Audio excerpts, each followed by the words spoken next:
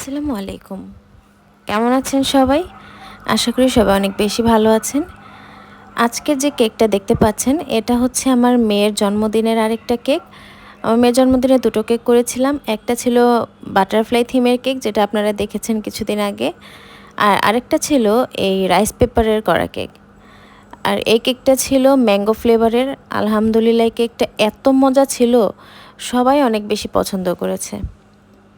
তো এই তো এখানে শুরু করছি। এখানে আমার ছিল ২ পাউন্ডের কেক। প্রতিটা কেকে আমি হচ্ছে ক্রিম লেয়ার আর হচ্ছে ম্যাঙ্গো কুচি কুচি করে কেটে দিয়ে দিয়েছি। একটু ছোট ছোট টুকরা করে দিয়েছি যাতে সব সাইডেই পড়ে আর প্রতিটা বাইটেই যেন আম কামড় পড়ে। মানে এই প্রতিটা বাইটে আম পড়লে কী যে মজা লাগে ক্রিমের সাথে। তো যেহেতু কেকটা হাইট ছিল, এ কারণে হচ্ছে স্ট্র দিয়ে দিলাম। তারপর হচ্ছে একটু ক্রাম কোট করে তারপর বাকি ফিনিশিংটা দিয়ে নিচ্ছি।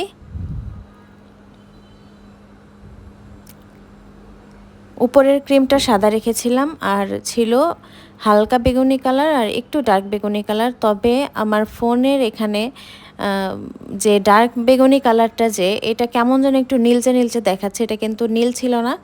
ডার্ক বেগুনি কালার যেরকম হয় সেরকম ছিল। তো একটু কন্ট্রাস্টের মধ্যে রেখেছিলাম। এখন আমাদের কেকের লেয়ার করা ফিনিশিং করা শেষ। এখন হচ্ছে রাইস পেপারটা করে নিব। একটা প্লেটের মধ্যে কিছু পানি নিয়েছি, তারপর এখানে পার্পল কালার দিয়ে দিলাম।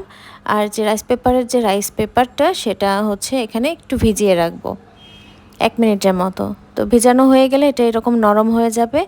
তারপর এইটাকে পছন্দ মতো শেপে করে তারপর এটাকে সেট করতে দিব। তো আমি এখানে হাত দিয়ে একটু কুচি কুচি করে নিচ্ছিলাম।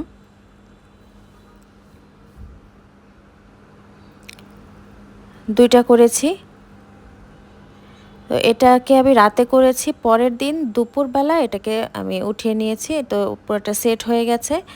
এখন হচ্ছে সাইড দিয়ে লাগিয়ে নিচ্ছি। কিভাবে লাগালে ভালো লাগবে সেটা আসলে বুঝে উঠতে পারছিলাম না, যেহেতু ফার্স্ট টাইম আমি এটা করছি। রাইস পেপারের কেক আগে কখনো করিনি।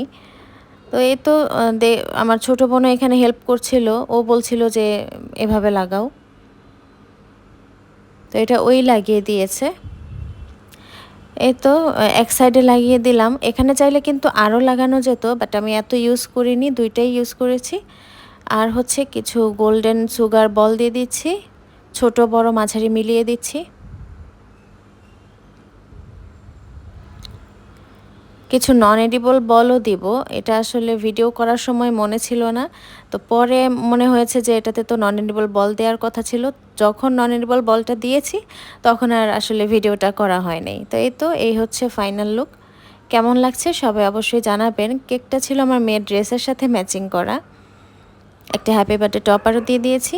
আজকে এ পর্যন্তই। সবাই ভালো থাকবেন, সুস্থ থাকবেন। আল্লাহ হাফেজ।